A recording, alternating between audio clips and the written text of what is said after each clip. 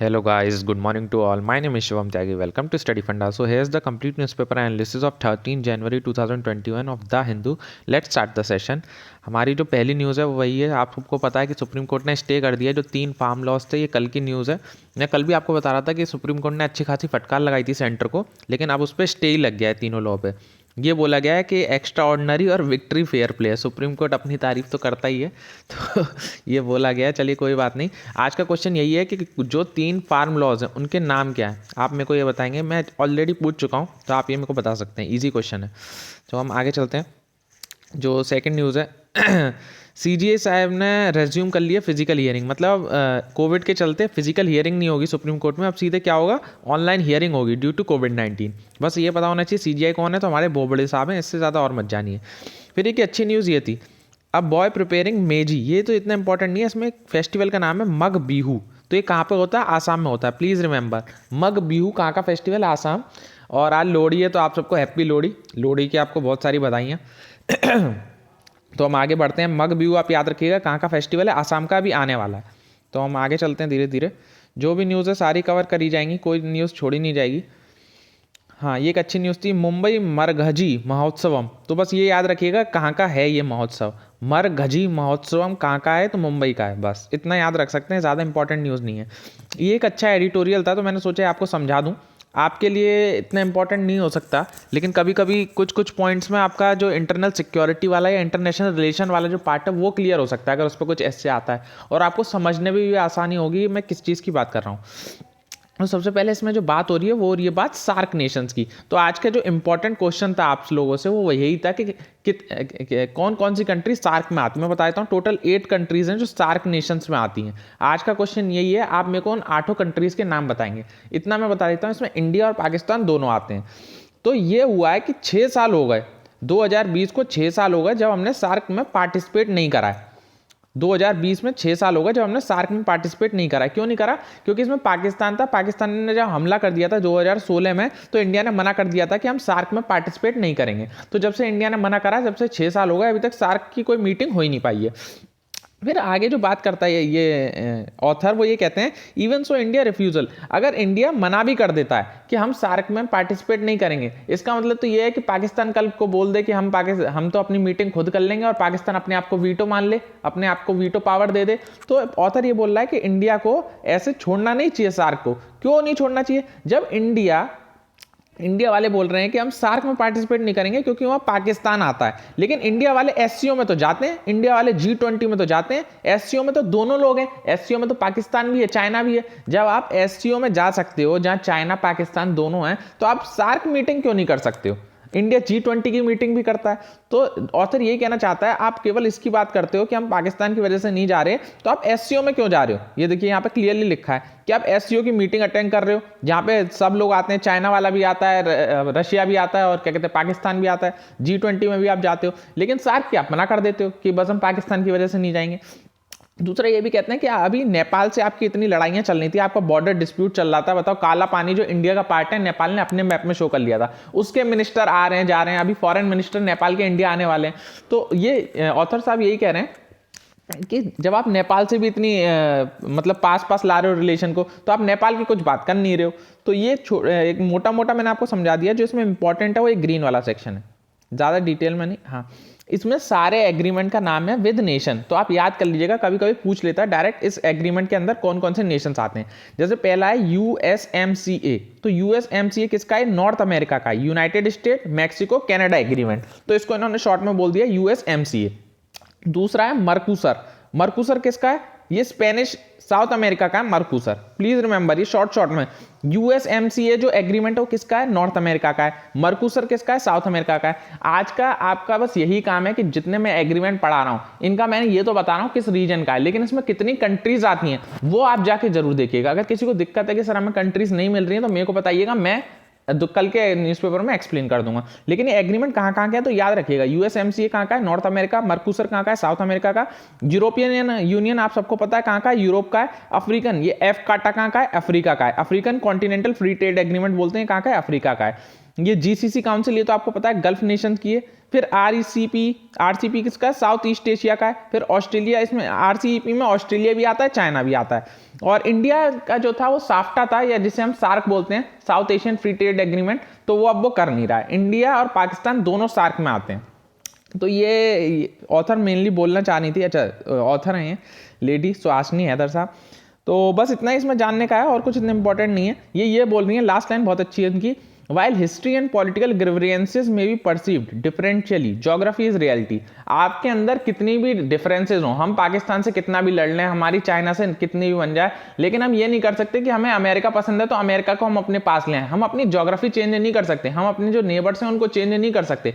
हम कितनी भी लड़ाई कर लें, लेकिन हमारे नेबर्स यही रहेंगे। तो इसका मतलब ये है कि हम भले अमेरिका के या रशिया के कितने भी क्लोज चले जाएं, लेकिन हम उनसे दूर ही हैं ज्योग्राफी वाइज। तो हमें अपने नेबर से भी लड़ाई नहीं करनी चाहिए, उनसे भी मिलकर रहना चाहिए।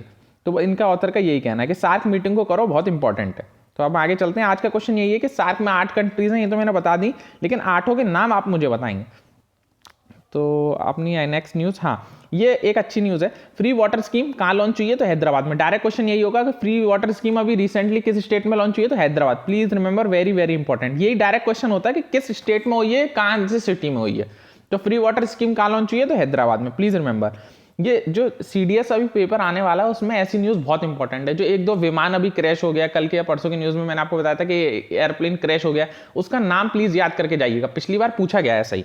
फिर temple in Kadapa out of bounds, ये आपने सुना होगा साबरीमाला टेम्पल, सेम ऐसा ही है। जैसे साबरीमाला टेम्पल में वुमेन की एंट्री रेस्ट्रिक्टेड थी, ऐसी एक नया टेम्पल का नाम निकल के आया, संजीवरा स्वामी टेम्पल। ये कहाँ पे है, ये आंध्र प्रदेश में। ये भी मेंस ओनली है, इसमें भी केवल आदमी ही पूजा करते हैं। तो इसका नाम याद रखिएगा, लोकेशन याद रखिएगा। साबरीमाला तो आप सबको पता है कहाँ पर है, केरला में। कौन से लॉर्ड है, लॉर्ड अय्यप्पन है।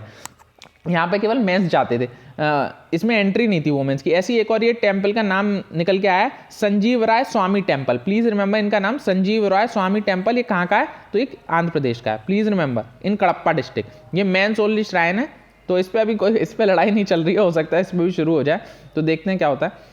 फिर आगे, ये एक स्लाटर पे ऑर्डिनेंस पास करा है। तो बस जो इंपॉर्टेंट है वो ये, ऑर्डिनेंस किस में आता है, तो ऑर्डिनेंस में आपको रोज बता चुका हूँ, 1, 2, 3 और 213। 1, 2, 3 में कौन निकालता है, प्रेसिडेंट। 213 में कौन पास कर सकता है ऑर्डिनेंस, गवर्नर। तो ये 2 article very important for the ordinance, ordinance 1, 2, 3 and ordinance 213। चलिए हम आगे चलते हैं।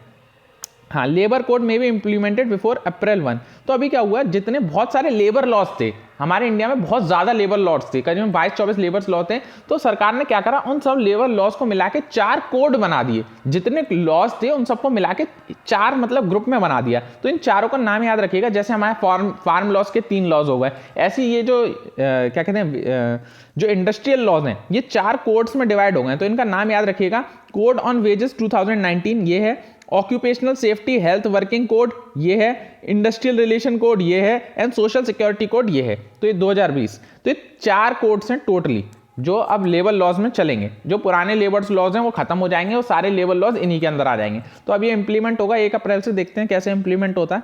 बस आप नाम याद रखिएगा मोटा मोटा। कभी कभी यार क्वेश्चन टिपिकल करने के लिए पूछ लेता है कि अभी ये 4 लॉज में से कौन सा लॉ नहीं है या कौन सा कोड नहीं है, तो आपको पता होना चाहिए।